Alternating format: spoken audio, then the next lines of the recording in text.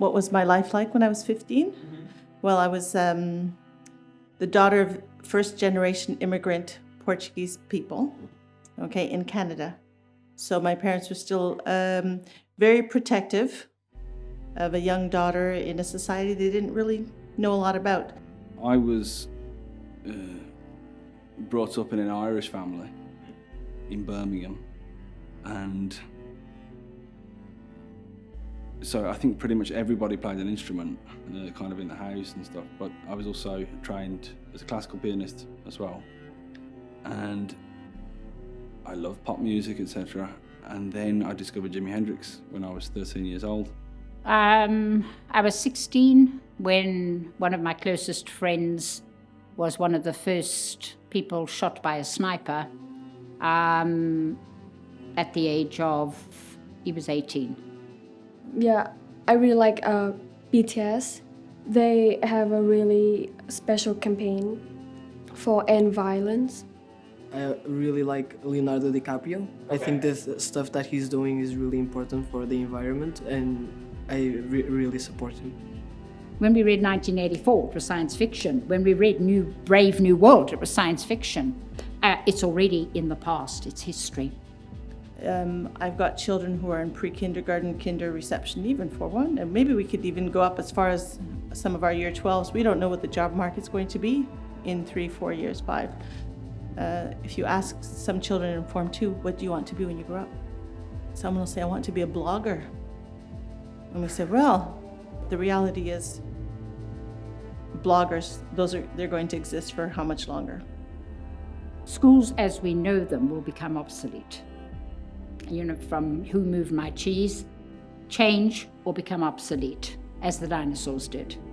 Education as we know it is not going to be like this. There's not going to be classrooms, there won't be walls, there won't be any of this in the future.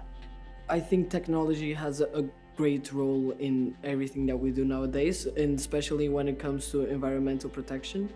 I think technology will really become an advantage to humans because there's ways to go around the law of environment with the power of technology.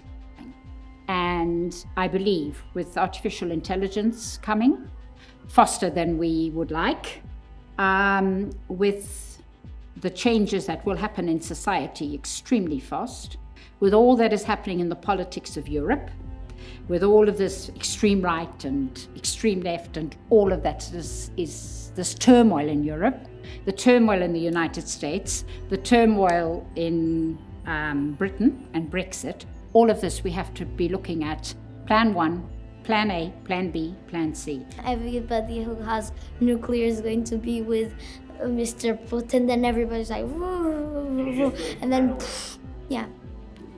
I'm going to America, to NASA, to go away.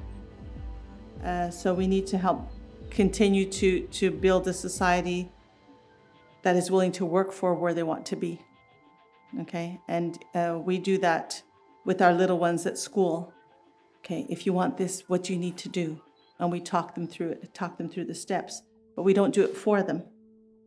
Okay, and anyone who's in a job market hiring, I think those are the types of people they want to hire, is the ones who come in and get the job done, but aren't waiting for someone to say, okay, it's here, this, put these together, because that's not what the reality is now. The reality is, okay, the end product is this, so work it out.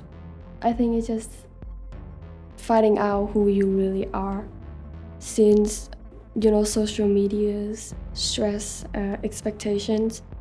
On social media, we're losing ourselves every day, and there are role models that are put up for us. So there are expectations from parents to press on us. So we may not know if we are really wanting to be that person that the society made it up or the parents pushed on us. We just cannot find our real identity.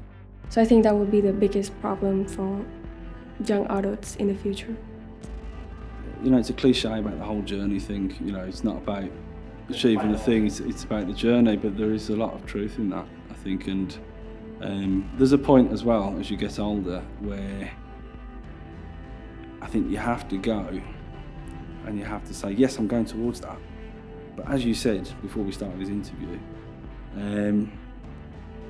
stuff might come along for you on the way, and you can either fight against that. We live in such a goal-orientated culture that sometimes we just miss what's in front of us, and that it's an opportunity in itself.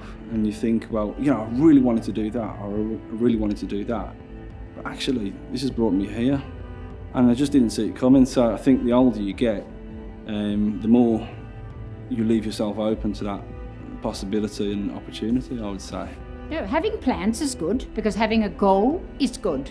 Is my goal realistic? Have I researched why I have that goal? I want to be a doctor. What's a doctor going to be doing in 5 years' time? What are the skills that that doctor will need? No matter how old you are, right? And even those students, the ones that drive us a little crazy, and the ones that, you know, Mrs. Barreto walking down the corridor, even Form 12s, sometimes 11, 12s, they're like, oh.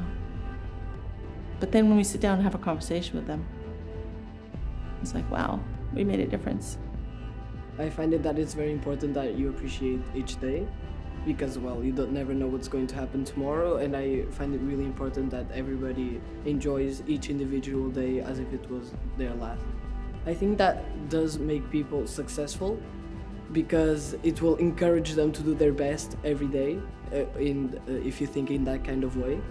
Don't eat McDonald's, and to always listen to their university people, and if don't do in the Queima das Fitas bad stuff, because I live nearby and I hear you scream and do boom boom boom, yay, Queima das Fitas.